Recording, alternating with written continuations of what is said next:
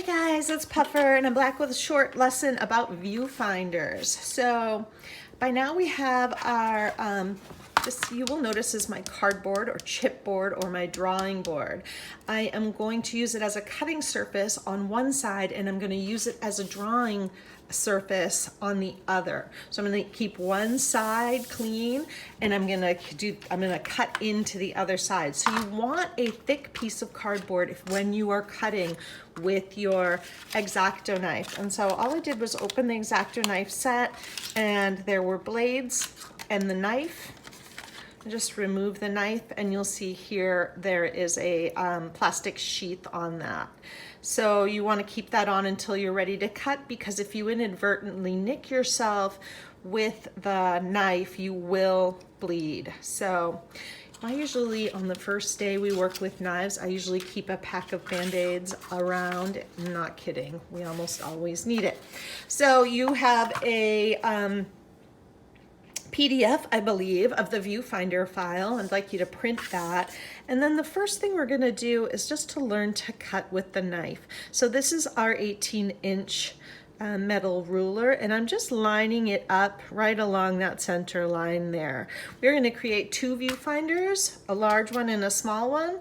Then I'm going to uncap my knife and I'm going to make sure that the blade is really tight. So in order to remove and replace the blade, you turn this textured channel and then you pull the blade out. When you want to put a new one in, you place it in that slit right there and then you tighten it.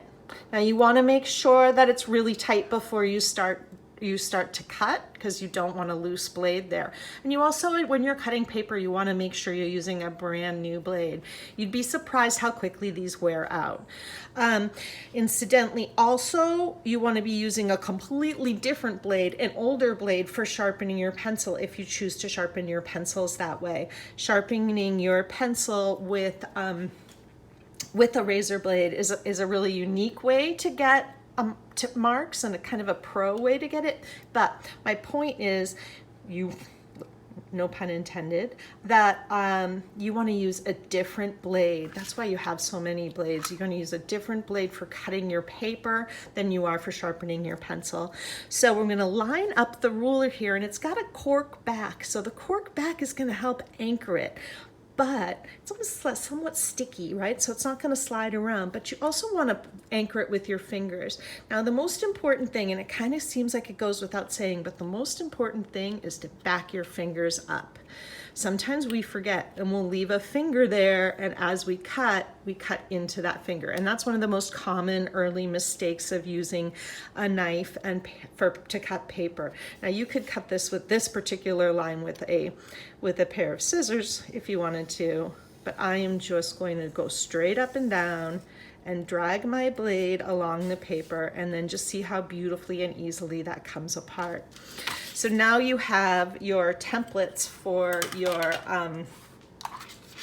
viewfinder, and you can go ahead and cut those as well. So you always want the ruler on the part that you're going to keep. So we're going to remove this center area. So instead of placing the ruler here and cutting this line, we're going to place the ruler here.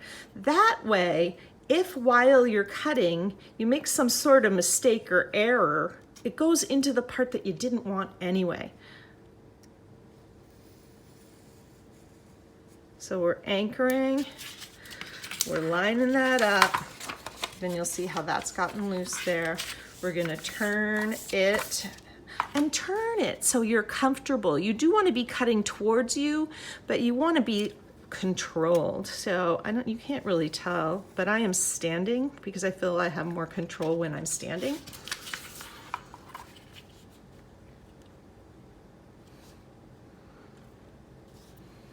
I think this method is a little easier than